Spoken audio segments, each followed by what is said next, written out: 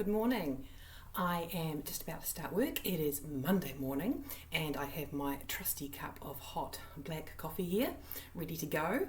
I always need it on a Monday. It is going to be an interesting week for me because I have to start off today. I'm going to be reading through my current work in progress. I'm nearly at the end of my big self-edit that I do. So when I'm writing a book, I don't tend to go back and reread too much of what I'm working on, just because I like to keep in the flow. Sometimes if I'm in a tricky bit, I will do, or if I've taken a break, I've been away for a few days, I'll have to go back and reread a little bit of what I've done. But generally, I don't do that. So what I tend to do then is as I'm writing, I take notes to myself. So I will make a note that I need to add something in, change something.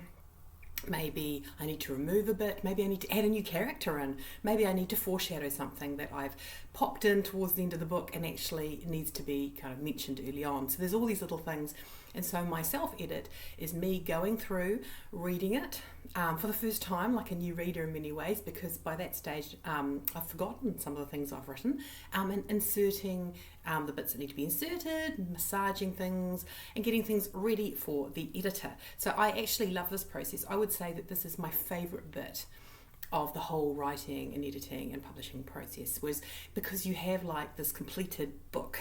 So you don't have that kind of stress of like, will I finish it, will I finish it? And even though I've written over 50 books, I still always get that little kind of worry in my mind as I'm writing, will I get this done?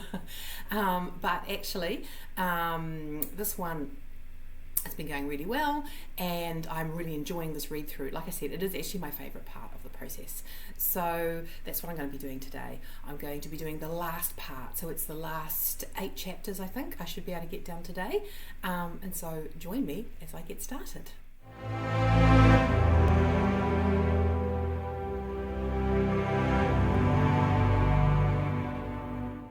So this is the book that I am currently working on. It is called The Chief's Wild Promise, and it is book 3 of my current series in progress. So it's pretty exciting because once I have got this draft ready to go, that is more or less this trilogy complete.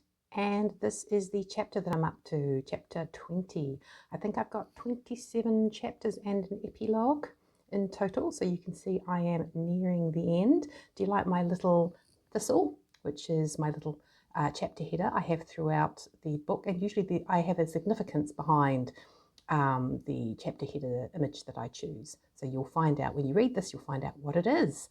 So yes, it's getting to a very exciting part of the book, and I can't wait to dive in and get some editing done.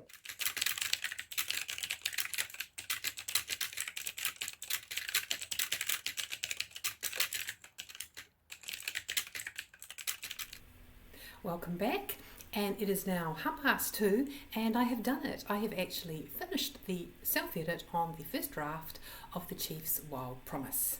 So yay for me, and it is now gone to the editor for the very first pass, which is the developmental edit, which is always the one I'm a little bit frightened of, if I'm honest. It's always the one that requires a lot more work from me, a lot more thinking, and usually it takes me about 2 solid weeks at least to do the edits when they come back. It's rare that it takes less than that. Usually I have to really do a deep dive into the characters and the plot and the theme and the conflict, all those good things. So, but for the moment, I have a few days reprieve. So what do I need to do now? What I do need to do is actually do a bonus epilogue for this book. So it's the end of the series, so I'm thinking a bonus epilogue that is 10 years in the future, that has all 3 couples reappearing and you see where their lives have gone, because I know that my readers just love that. So that's what I'm going to be working on, but I think I'll do that tomorrow when I'm fresh, because I do tend to do all my writing and creative stuff in the mornings before lunchtime. And in the afternoon, I tend to do stuff that doesn't require so much brain power. So this afternoon, I've got an exciting thing to do actually. I'm going to be making a map for this series. So the first 2 books at the moment actually don't have a map, but I'm going to do one of the Isle of Mull, and I am also going to do one of Perthshire from the 14th century as well, because this is where the Chief's Wild Promise largely takes place. So I've got 2 maps to do for this one. Now I'm actually going to be using some software to do this, and software that I've actually used before to do a romantasy map for the duology I did last year. So I'm going to give you a sneak peek into how I go about it now. Okay, so I use some software called Wonderdraft to make maps, and you can see here I made a map of Albia for the duology that I did last year. It's a romantasy duology, and I was hoping to do a map of Scotland in the same software, but after 5 minutes of fiddling around I realised that was going to be really tricky, so I've come up with a different idea. So what I did in the end was I went to Deposit Photos and I downloaded a map, a detailed map of Scotland, and I zoomed right in, and then I put the landmarks. So we've got here Dunara, which is on the tip of the Isle of Mull, and then you have the two main locations in the novel, which is Midjourney Castle above the Grampian Mountains there, and Finlarrig Castle, which is on the southwestern edge of Loch Tay. It isn't quite as pretty as doing a Wonderdraft map, but it's, I think, a lot easier to read, and I just used Photoshop elements to add in little bits and pieces. So yeah, good old Deposit Photos wins again. So after all that work, I think I need a cup of tea. I have a old-fashioned style. It's not actually a pot, but it does the job. So tea is poured, and I have a decadent chocolate and caramel brownie for afternoon tea. Let's dig in. So to make the map for the Isle of Mull is a little bit trickier. Unfortunately, Deposit Photos didn't have anything that was suitable.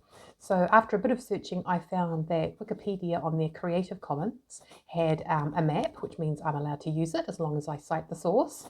And that is the Isle of Mull there, but you'll see it's got the entire coastline. So I don't want the rest of that, I just want the island.